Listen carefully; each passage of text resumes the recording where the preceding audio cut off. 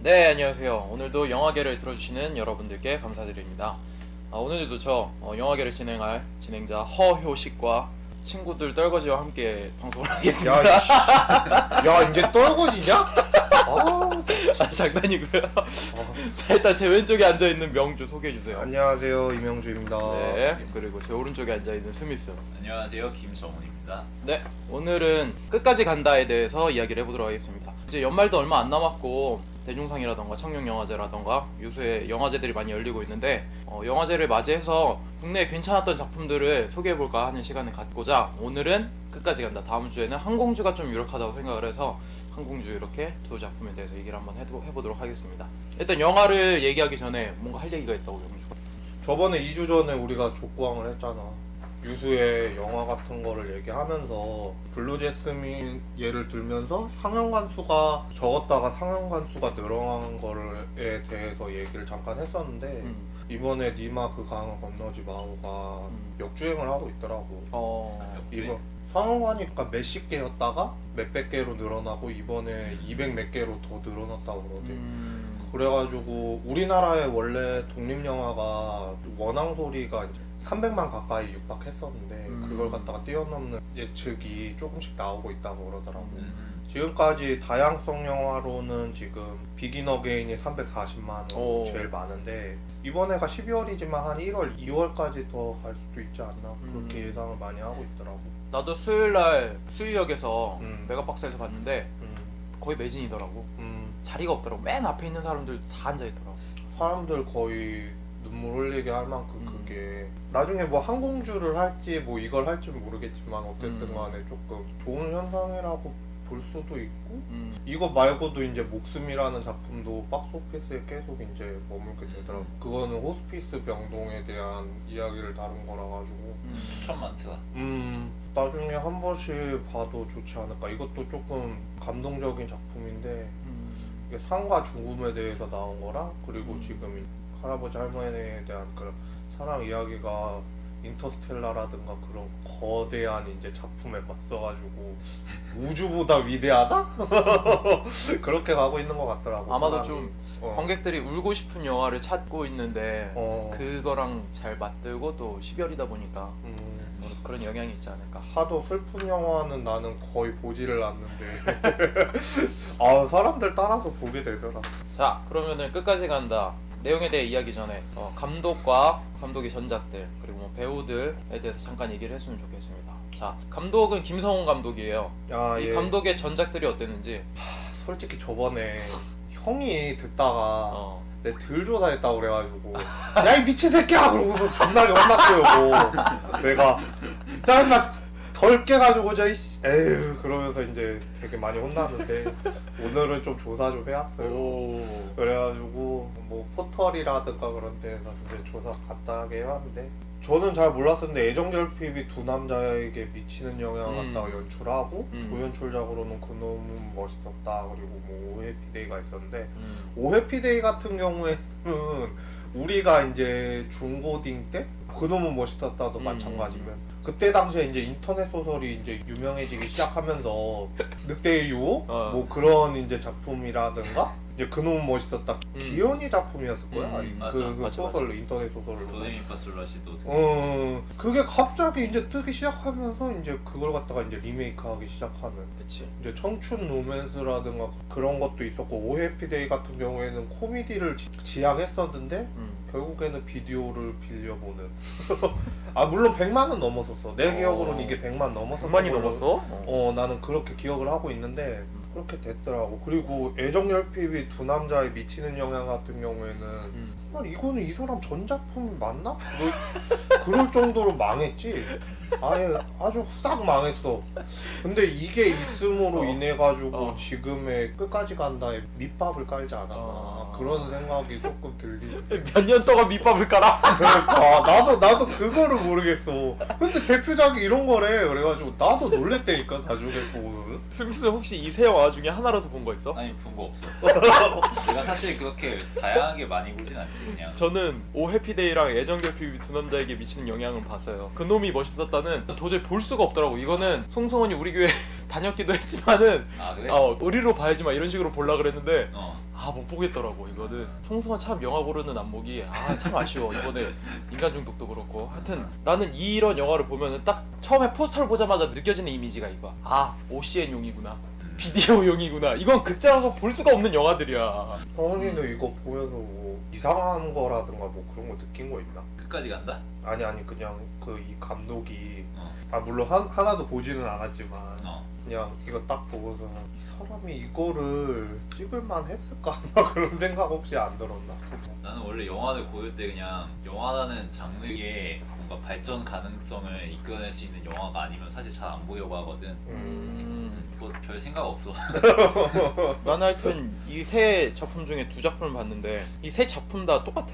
코미디긴 한데 뭔가 좀 웃기지도 않고 내용도 없고 별로 재미도 없고 그냥 그래 이걸 왜 찍었나 그냥 톱스타한테 기대는 영화들이야 사실. 확실히 이거 뭐야 그랬어. 애정결핍은 봉태규랑 백윤식 그리고 그놈의 멋있었다는 송승헌 오해피데이는 이거 누가 장나라 장나라랑 탑스타한테 기대는 뭔가 그런 영화들이라 작품성이 전혀 없어. 근데 이랬던 감독이 도대체 무슨 일이 생겼길래 이런 말도 안 되는 작품을 내놓나. 난 그게 너무 깜짝 놀랐어. 나도 보긴 했는데 전작이 하나밖에 없는 거야. 그래서 뭐지? 그런데 애정결핍 이거 약간 섹스 코미디스러운 거 약간 넣으면서 그러면서 관객이 약간 보게끔 하려고 홍보는 했는데 막상 뭐 하여튼 이상한 작품이야. 말도 안 되는 영화거든. 연결고리가 없어. 지금 만든 작품이라고. 봉태규한테는 완전히 가루지기라 이게 완전히 그냥 완전히 콩가루 같아. 그냥 완전히 망작으로 갖다가 가버리는 것 같아가지고 그치. 조금 아쉬움이 컸지. 그치. 가루지기랑 당시에는. 이게 진짜 컸던 것 같아. 애정결핍. 완전히 컸던 것 같아. 그런 수준이다. 가루지기는 또 안 해, 정훈이가. 아니, 그냥 방송에서 하는 거 봤어. 좀 전작에 대해서는 얘기를 제목만 들어도 머리가 아픈 흑역사네, 작품들이라. 흑역사다. 완전 정말 흑역사야. 정말 흑역사. 진짜 흑역사야. 지금 작품이 좋기 때문에 이렇게 호평을 할 수 있는 거예요. 자 그렇다면 배우들에 대해서 이선균, 조진웅이 투탑으로 내세운 영화죠. 솔직히 이성균은 딱히 흥행 카드다 이런 정도는 아니고 드라마나 다른 매체에서는 되게 잘한 걸로 나는 기억을 하거든. 그런데 영화 쪽에서는 아까 전에 우리가 사전 얘기를 했었지만 그렇게 뭐 유명하다고 생각하는 거를 하나 대봐라 그러면 별로 떠오르지가 않아가지고. 몽골레! 파스타. 하얀 버터 있잖아. 아니 그런 데에서 막 장준혁 막 부르고 그런 거밖에 생각이 안 나가지고 뭐 하차라든가 뭐 그런 데에서는 나오긴 했었지만 그리고 조진웅 같은 경우에는 연극하고 뭐 단역생활 하다가 이제 조금씩 스멀스멀 올라오더니 이번 연도에는 되게 잘 됐지. 명량이라든가 뭐 이 작품이라든가 우리는 형제입니다 뭐 기타 등등 해가지고 여러 편 이제 찍고 유명세를 이제 조금씩 타기 시작하더니 무릎팍도사에도 예전에 나왔었고 막 그렇게 이제 조금씩 영역을 넓혀가고 있다고 해야 되나? 내년에도 많이 나온다고는 들었어. 이성균은 홍상수랑 작업을 많이 하더라고. 누구의 딸도 아닌 해원도 나왔었고 오케이 영화도 있어. 밤과 낮에도 나왔었고. 나는 이 두 배우를 얘기하기 앞서서 이성균이란 배우한테 약간 질려있는 느낌이 있었어. 특히 막 뭔가 짜증내는 연기 있잖아. 이 막 목소리 톤도 그렇고 내가 들으면 이젠 지겨워 뭔가. 근데 그 지겨움이 포스터에 나와 있는 거야. 얘 있잖아. 셰프를 해야 되는 그런 그 포스터 보면은 뭐지 막 이성균이 엄청 짜증스러운 얼굴로 딱 보여주면서 이혼, 사고, 수사 진짜 퍼펙트하다 뭐 이런 식으로 나오는데 전작이랑 비슷한 느낌의 포스터인 거야. 그래서 뭐 또 이상한 영화 하나 나왔구나 약간 이런 느낌인 거야. 근데 딱 오른쪽 위에 보니까 칸 영화제 뭐 감독 주간 초청 뭐 이렇게 써 있는 거야. 그래서 칸 영화제 초청받았다고 우리나라 영화가 초청받는 일이 요즘 없잖아. 그래서 괜찮은 작품인데 포스터를 이따위로 만들었지 계속 이 생각이 들더라고. 근데 아니나 다를까 외국판 포스터는 진짜 잘 만들었어. 해외판 포스터 A Hard Day라고 이렇게 돼 있고 조진웅이랑 이성균으로 보이는 두 남자가 총을 겨누고 있고 그 위에는 막 까마귀 떼 날아다니는 그런 포스터인데 정말 해외판 포스터는 정말 잘 만들었는데 왜 우리나라 포스터는 이렇게 만들어서 홍보를 이런 식으로 그거에 했는지 대해서 모르겠어. 잠깐 설명을 해주자면은 우리나라 그 영상물 등급위원회나 아니면은 다른 그 심의하는 거에 대해서 그 포스터를 만들 때 만약에 키스씬 하는 장면이 있어도 입술 닿으면 안 돼. 포스터 자체도 그냥 하는 신육만 하는 그 장면 있잖아. 그 전까지만 가능한 거지. 그런 것도 안 되고 잔인해도 안 되고 가령 예를 들어서 악마를 보았다 같은 경우에도 나는 솔직히 좀 잔인해도 외국판 포스터를 조금 선호하는 편인데 끝까지 간다 같은 경우에도 그게 조금 뭔가가 심의에 걸렸나 봐. 아니 그래. 모르겠어. 뭔지는 모르겠는데 아니면은 진짜 그냥 따로 해외판으로 사람들한테 보여주기 위해서 그런 식으로 했을지는 몰라도 그런 게 있었고 칸 같은 경우에는 경쟁으로 간 게 아니야. 여러분들도 아셔야 되는 게 경쟁으로 간 게 아니고 맞아. 비경쟁으로 갔는데 그러니까 경쟁은 말 그대로 그러니까 상을 타려고 이제 심사위원이라든가 뭐 그런 상을 받으려고 하는 거고 이제 비경쟁 같은 경우에는 진짜 말 그대로 화제가 돼서 초청을 받은 건데 그치. 이 감독도 이걸 보고서는 자기도 놀란 거야. 초청 받을 만까지 하나? 이제 그렇게 생각하고 자비로 갔대 결국에는. 원래는 좀 배급사라든가 그치. 그런 데에서 조금 보태줘야 될 것 같긴 한데 그게 뭐 없었다네. 그리고 이제 배우들 같은 경우에도 만약에 알았으면은 둘이 같이 손잡고 갔을 텐데 알았음에도 불구하고 못 간 거는 되게 웃긴 게 국내에서 스케줄이 바빠가지고 아 진짜? 그래서 칸인데? 못 갔대. 그래서 못 갔대. 근데 칸을 가도 이 영화가 뜰지 안 뜰지를 몰랐기 때문에 그 사람들이 그렇게 생각을 한 거지. 그래도 칸에서 컨택한 거면은 그래도 나쁘지 않았을 것 같은데. 나쁘지는 않았을 것 같긴 한데 그래도 이게 영향을 미치게 할 정도로 만약에 작품성 있던 아까 전에 정훈이가 얘기한 것처럼 막 이성균이 나왔던 작품 홍상수 작품이 우리나라에서는 그렇게 흥행을 못하잖아. 그치. 그런 것도 있는 것을 보면은 아무리 갔다 온다고 한지언정 이게 과연 뜰까 하는 의구심이 든 거지. 포스터 얘기를 잠깐 했지만 홍보는 솔직히 난 굉장히 잘못됐다고 생각을 해. 잘 안 됐다고 영화에 비해서. 근데 입소문이 굉장히 잘 났어요. 그래가지고 344만 명 관객. 사실 나한테는 굉장히 모자르는 관객 수라고 생각을 해 작품에 비하면. 또 이 정도면은 괜찮다고 하는데 잘 된 이유는 어떠했지? 영진이에서 344만 명이라고 내가 가져온 건데 수치는 조금 다를 수도 있어. 오차가 있을 수 있어서 한 330만에서 350만까지 그러니까 사이가 그 정도라고 그래가지고 얘기는 하는데 입소문을 굉장히 잘 탄 것 같지. 야, 니마 그 강화 건너지 마 같은 경우에도 사람들한테 이제 입소문 타기 시작하면서 이제 상영관을 늘려간 거잖아. 물론 이게 상영관이 늘어난 건 아니지만 시사회라든가 그런 쪽에서 이제 그때가 한 3월, 4월 정도였었는데 볼 영화가 없는 거야 사람들. 맞아.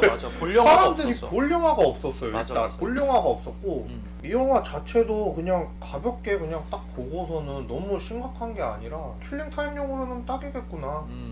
시간도 적당하고 90분에서 100분 사이 정도 되니까 그 정도가 괜찮은 것 같고 물론 이 두 사람이 물론 드라마나 그런 쪽에서는 유명했지만 영화계 쪽에서는 그렇게 유명하지는 않았었단 말이야. 이 투톱이 그렇게 막 영향력이 있다거나 그러지는 않았었거든. 유명한 맞아. 배우인 거는 맞지만 맞아.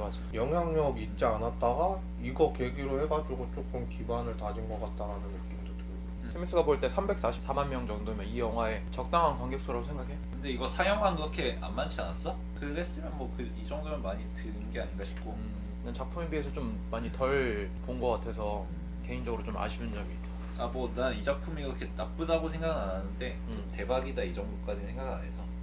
나도 처음에는 그런 생각 들었어. 이 정도면 정말 적당하다? 300만이 뭐 이제 개인도 아니고. 자 그러면은 100만 대군의 3배 아니야.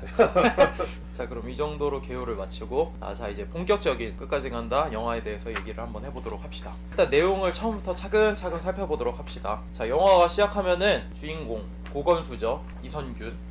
처음 어머니의 장례식 날에 급한 연락을 받고 이제 장례식장을 가던 도중에 실수로 사람을 칩니다. 뺑소니를 한 거죠. 그리고 도망가듯이 시체를 챙겨서 이제 장례식장까지 도착하게 됩니다. 많은 게 생략돼 있는데 여기까지 부분이 어땠습니까? 초반 부분인데 초반서부터 나는 조금 그러니까 많이 세게는 아니고 조금 세게 간 거라는 느낌이 드는 것도 조금은 있었고 제가 뭔 일, 왜 저런 일을 저질렀지? 그런 느낌이라 단속에 걸리잖아. 맞아, 그 맞아. 장면들이 조금 인상 깊었지. 난 그게 처음에 그냥 웃음을 주려고 저렇게 만든 건가? 그 생각. 그러니까 주인공의 그 긴장되는 모습이랑 그 단속을 하는 경찰의 모습에서 야 너네 내 후임 아니야? 막 그런 식으로 이제 잘잘못 따지고 막 그러잖아. 막 내가 어떤 사람인데 막 그러면서 그렇게 하는 거 보면서 감독이 예전에 못했던 유머를 여기에서 초반서부터 쏟아 부어버리나? 막 그런 생각도 들더라고. 나중에 이제 되새김을 해보니까 그런 느낌도 좀 들더라고. 그 전작에 비해서는 많이 준비했다라는 느낌이 갑자기 들기 시작을 하더라고. 근데 그러니까 이성균이 후임 경찰들 막 갈고 오잖아. 근데 관할 완전 다르잖아. 이게 그리고 근처 지역 이런 것도 아니고 장례식장 가다가 뭐 자기 서로 돌아가는 과정에서 거치는 지역이잖아. 지휘체계 이런 것도 상관없을 것 같은데 이게 리얼한 건가? 난 잘 모르겠어. 그게 좀 궁금했어. 근데 리얼하니까 그렇게 하지 않았을까? 정훈이 말대로 그것도 당연히 의구심이 들만한데 나는 그냥 지휘체크 그냥 무시하고 그냥 어차피 야 내가 선임인데 뭐 그런 식 있잖아. 전국구로 내가 몇 끼인데 내가 지금 그러면 아저씨 아니야 아저씨? 그러니까 내가 몇 끼인데 야 그냥 이씨는 그냥 보면서 좀 경찰들끼리는 저런가 그냥 좀 나도 궁금하긴 했어. 나도 그러게. 그러니까 뭐 전투 경찰이라든가 그 강력계라든가 그거는 조금 달라서 그런 건가? 막 그런 생각은 좀 들만도 하겠다. 내가 봤을 때. 나는 맨 처음에 보면서 근래 한국 영화 중에서 정말 보기 드문 도입부라는 생각이 들었어. 일단 이성균이 자기소개를 해야 되는 부분이 있어. 그러니까 영화를 시작하면 주인공이 어떤 사람이다 라는 걸 맞아. 자기소개를 해야 되는데 그거랑 더해서 이 사람이 어떤 문제를 겪게 될지에 대한 문제를 한꺼번에 알려줘. 딱 영화를 시작하면은 다짜고짜 그냥 이성균이 막 전화 받으면서 짜증 섞인 목소리로 계속 얘기하면서 가. 나도 보면서 벌써부터 짜증이 나. 이성균 짜증나는 목소리가 내가 짜증이 나거든. 침대는 과학입니다. 이성균도 자기 목소리에 좀 컴플렉스 있다고 하더라고. 그러니까 뭔가 목소리가 좋긴 하는데 짜증낼 때는 정말 나도 짜증이 나는 목소리가 나서 보자마자 불쾌해서 뭐야 이러고 있는데 대뜸 강아지가 확 나타나지. 그러고 뭐야 하면서 확 돌렸는데 그때 뺑소리를 바로 씌잖아. 그래서 이제 문제를 바로 보여주는데 영화를 시작하자마자 문제를 보여주니까 이거 뭐야 하면서 깜짝 놀라면서 바로 몰입하게 되더라고. 그리고 나서 굉장히 블랙 코미디 요소가 여기서도 되게 많은데 뭐 차에 치인 다음에 그 시체를 딱 봤는데 옆에서 강아지가 쫄래쫄래 따라와서 같이 쳐다보는 거야. 너무 웃긴 거야. 얘 피하려고 했다가 얘 때문에 이렇게 했는데 얘는 또 막상 보고 있으니까 어떻게 때릴 수도 없고 강아지 이놈을. 강아지를 놓치고 있었다 나. 근데 다짜고짜 또 경찰차가 갑자기 또 나타나잖아. 순찰 안에. 그래서 깜짝 놀래가지고 벌써 막 시체 숨기고 막 난리 치잖아. 시작하자마자. 근데 이때는 주인공이 어떤 사람인지 소개도 안 해줘. 이 사람이 경찰이었는지 아무도 몰라. 그래서 트렁크에 숨겨. 그래서 막 트렁크 덜컹덜컹 거리는데 막 나도 쫄깃쫄깃해. 그러다가 이제 음주 단속이 하필 딱 걸리는 거야. 근데 음주 단속 하면서도 막 트렁크 열까 말까 막 내가 누구야 막 이러면서 엄청 싸우잖아. 그러다가 자기가 강력반 형사라면서 측정 거부하다가 딱 전기총 맞고 쓰러지니까 그제서야 얘가 뭐 강력반 형사라는 직업 소개를 얘기해 주잖아. 이거가 정말 한 마디라고 볼 수 있는데 그 한 프레이즈가 정말 완벽했다는 생각이 들더라고. 시퀀스가 문제의 시작도 알려주면서 이 사람이 어떤 사람이다. 그리고 이 사람이 어떤 상황을 겪고 있다. 부패 경찰 같은 뉘앙스도 한 번 해주잖아. 그것까지 정말 근래 보기 드문 괜찮은 영화가 아니었나. 한국 영화. 이성균이 자동차로 달려가는 그것과 강력반의 상황을 교차해서 보여주지. 그 강찰반이 와서 덮치잖아 거기. 그래서 돈 털고 이거 뭐 얼마나 해드셨네 뭐 이런 식으로. 맞아. 그걸 교차하면서 이제 인물의 어떤 정서나 이 사람의 어떤 성향이나 이런 걸 보여주지. 그리고 그 뭐 자물쇠로 이제 서랍을 팍 치는데 치는 순간 화면이 확 전환되면서 또 형사에게로 넘어가니까 그런 전환도 너무 자연스럽고 도입부가 정말 괜찮지 않았나. 나는 강아지 봤을 때 저게 계속 나오면서 뭔가 상징적인 역할을 하지 않을까 그렇게 생각했거든. 맞아. 강아지 시선도 예측 불가한 요소가 갑자기 된 줄 알았지. 나도 그렇게 처음에는 생각을 했는데. 근데 뭐 나중에 안 살려서 쓰지 않다고 딱히. 그래서 영화를 보면서 딱 10분만이었어. 딱 영화 시작한 지 10분 만에 뺑소니를 치고 어머니가 돌아가셨고 뇌물을 받은 형사였다. 그 와중에 장례식장에 딱 갔는데 딸이 막 장난감 갖고 놀고 있는데 그 있잖아. 포복하는 그 장난감, 유명한 그 장난감을 가지고 노는데 초콜릿 케이크 안 사왔냐고. 그러니까 또 초콜릿까지 케이크까지 사왔어야 되는 거야 나는. 그러니까 정말 짜증나는 상황을 다 보여주는 거지. 미션을 무슨 계속 주는 것 같아 막. 시작하자마자. 그러고 나서 이제 장례식장에 도착해서 그런 일이 있는 후에 이제 시체를 숨길 곳을 찾던 중에 관 속에 넣자라는 생각이 머리에 스쳐서 그 시체를 자신의 어머니의 관 속에 숨기는 과정을 겪습니다. 그러고 나서 숨기는데 성공하게 되고 모든 일이 다 끝난 것처럼 보여주는 장면까지 나옵니다. 여기까지 장면은 어땠는지. 내가 이제 간단하게 이제 써왔었지만 그 시체를 갖다가 이제 트렁크에다가 싣고 이제 가잖아. 그 여러 가지 상황을 겪으면서 어차저차 해가지고 갔는데 어디에다가 숨길까 하다가 나도 이거를 처음에는 뭐 예고 없이 그냥 본 거라서 이거 뭐 어쩌려고 하나 그러고서 보고 있었는데 갑자기 관을 딱 쳐다보더니 그 생각을 딱 하니까 이런 생각을 할 수 있나? 그러고서는 아무리 영화가 허구라고 하지만 야 이거 참 이런 생각은 참 대단하다라고 생각은 들면서 이제 여기에서 이제 허구가 하나 나오는 게 이거 가지고 되게 논란이 많았는데 그 포복하는 장난감이랑 그 시체를 갖다가 이제 그 통로로 갖다가 이제 환풍기 같은 통로. 환풍기 같은 통로에다가 이제 그거 끌고 가잖아. 맞아. 저게 가능하나? 맞을까 싶긴 하더라. 이게 진짜 말 많았었거든요. 에이 아무리 허구라도 그래도 그렇지 저걸 끌 수가 있나? 그런 얘기가 많았는데 나중에는 이제 조금 생각하는 게 그 길게 줄을 연결해가지고 나중에 그 줄을 갖다가 끌고 오는 거였잖아. 뭐 그래서 이제 뭐 나중에는 조금 끌고 오는 거는 괜찮은데 그 중간에 기역자로 된 통로에 맞아, 걸리잖아. 맞아. 이게 저게 빠지나 싶긴 하더라. 그러니까 이런 생각을 사후 하게 경쟁도 된다니까. 있고. 그래가지고 이제 끌고 와가지고 이제 딱 숨기는데 그 관 박는 장면도 너무 웃겨가지고 맨 처음에 팔꿈치로 팍 박다가 아와 이래가지고 구두에도 다시 막잖아. 블랙 코미디 같았어 그냥 딱 이게- 보면서 이 시퀀스에서 이성균의 연기력이 총체적으로 다 나왔지. 맞아.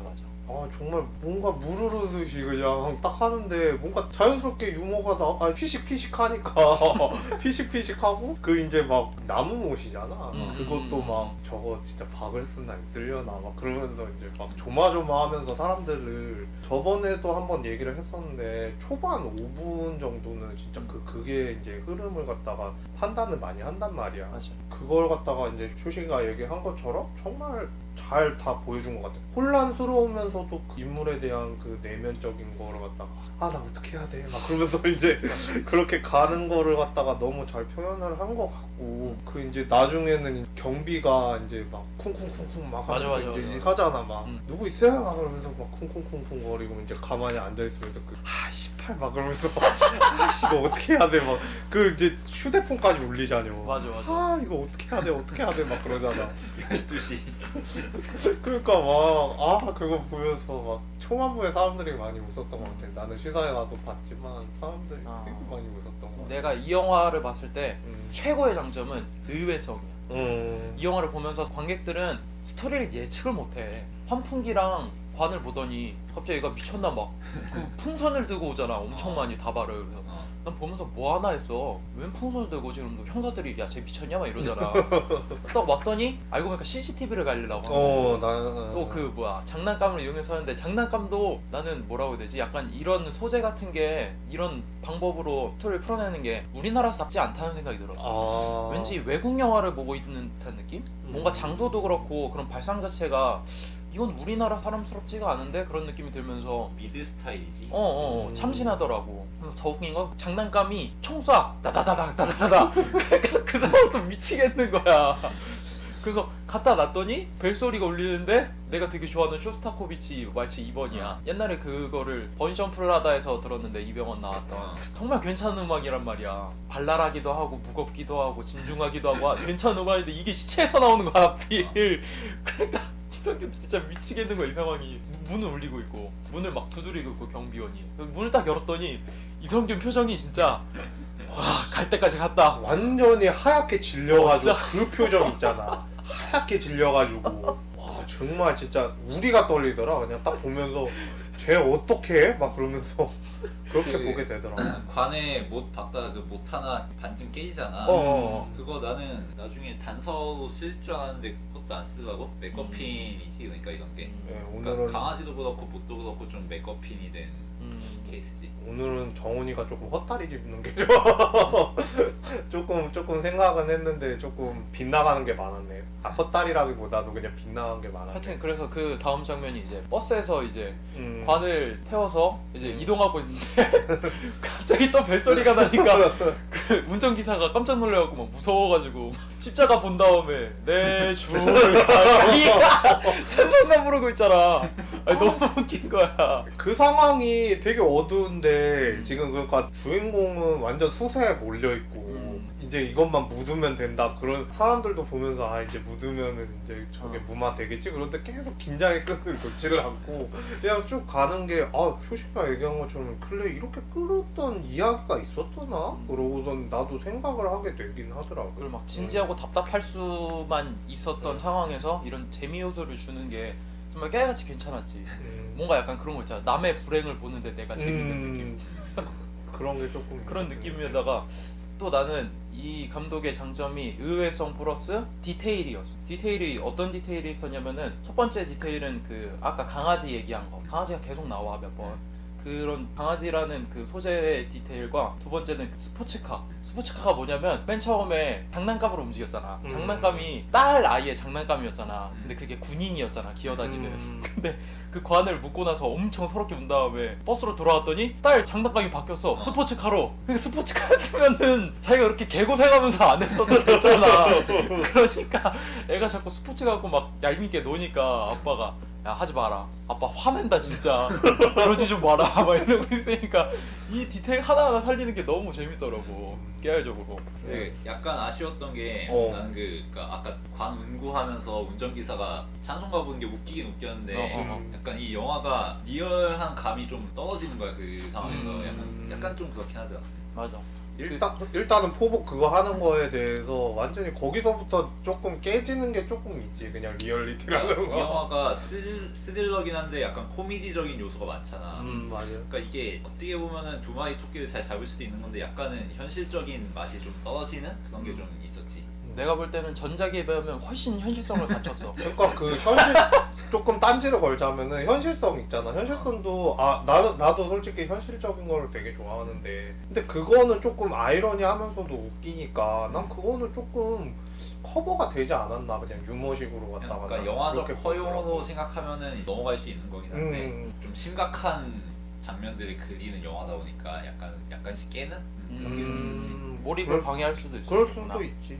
자, 그 후에 시간이 흘러서 이제 경찰서에서 폭발물 시연회를 하는 모습을 보여준 다음에 이제 의문의 전화 한 통을 이제 이성균이 받게 됩니다. 그러면서 이제 점점 흥분 상태로 몰아가고 자신이 차 사고를 낸 사실을 알게 된 사람의 정체를 알려고 노력을 하지만 차 추격신이 나오지만 결국 놓치게 됩니다. 여기까지 이 장면.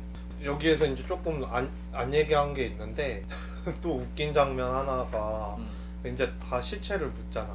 아유 무슨 이렇게 시체가 무거워 그러면서 이제 묻고 무슨 시체가 이렇게 무거워 그러면서 묻은 다음에 여동생이 있었잖아. 주인공 여동생이 엄마한테 남자가 있대. 그거 나 보면서 거기에서 빵 터진 거야 그냥.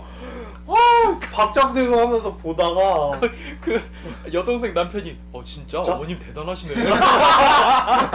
그냥 추임새를 넣는 게 야 이거 대박이다 그러면서.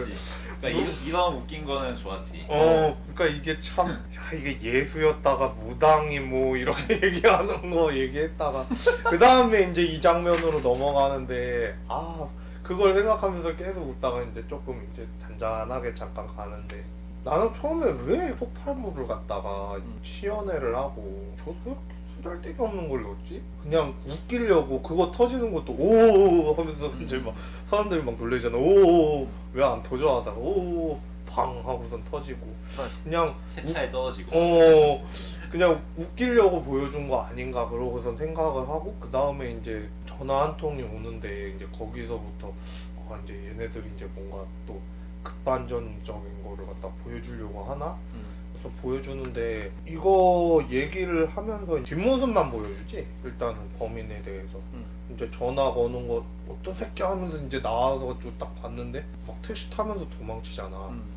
알만한 사람들은 다 알지. 예고편이라든가 그런 거 보는 사람들은 다 알기는 하는데 다른데 이제 외국에서도 그런 스릴러적인 거 있잖아. 쫓아올 테면 쫓아와봐 그러고서는 이제 그런 게 조금 많았어서 그런 거를 좀 차용 많이 하지 않았을까라는 생각도 들고 우리식으로 푸는 건데 교통에 막혀가지고 이제 걸어가서 이제 막 욕하면서 막 네가 뭐 어떻게 알아 막 그러면서 이제 쫓아가잖아.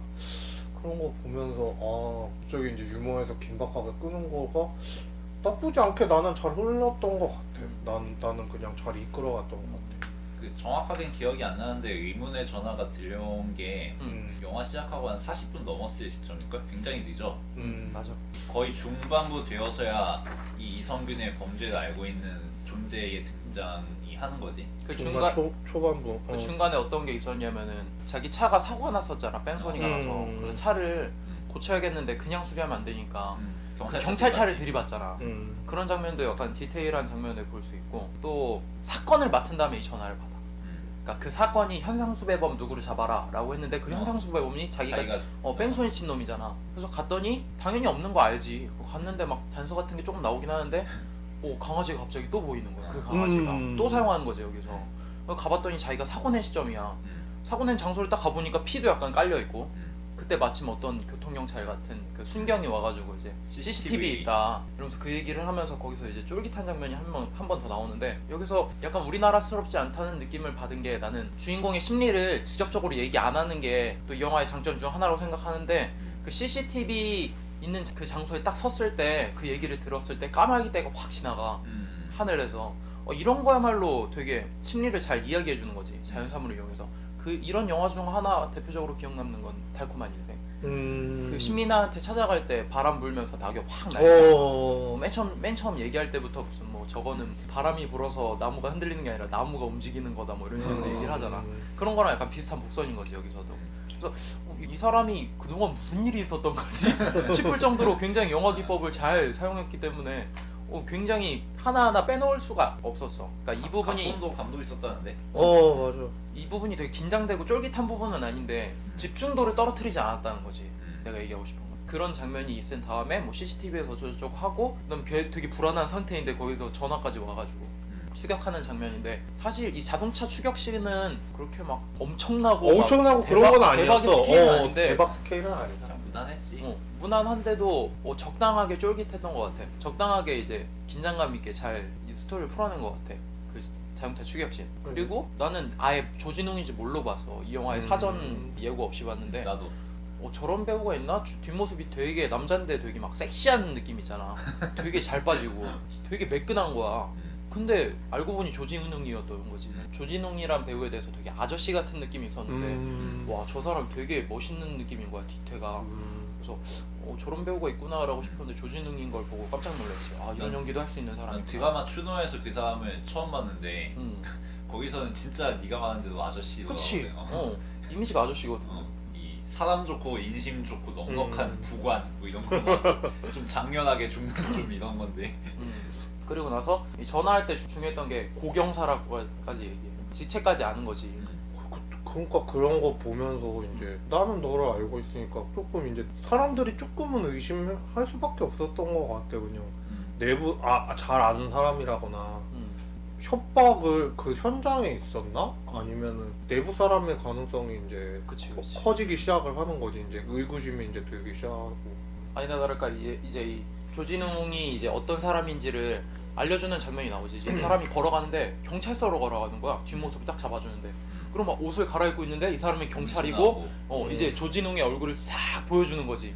그러면서 이제 영화가 아니 저게 경찰이었어? 그리고 조진웅이었어? 이러면서 영화가 확 돌아가면서 이제 갑자기 누가 봐도 꿈인 것 같은 장면인데 과거의 이야기를 하나하나 다시 되짚어주지. 중요한 장면들. 뺑소니 친 거, 뭐 어머니 장례, 뭐 해가지고 이제 영화가 어떤 방식으로 내용을 풀었는지 이전 장면을 보여주고 그 다음에 이게 꿈이었고 다시 현실로 돌아와서 이제 1부가 끝났으면 2부가 다시 시작되는 느낌으로 영화가 진행이 됩니다. 실제로 이게 러닝타임 상으로도 거의 중간 정도지. 딱 중간이었어 보니까. 딱 중간이 되어서야 이제 조진웅이 처음으로 나오는. 아무래도 그 영화에서 이 이야기가 복잡할 수도 있으니까 이걸 좀 친절하게 내비게이션 해주는 느낌? 그런 느낌도 있었고. 그렇게 해야지 이제 사람들이 팔로우미 해서 잘 따라갈 수가 있을 거 아니야. 그런 게 조금 보였지. 자, 저희 영화계도 1부를 이 정도에서 마무리 짓고 다시 영화처럼 2부로 넘어가도록 하겠습니다.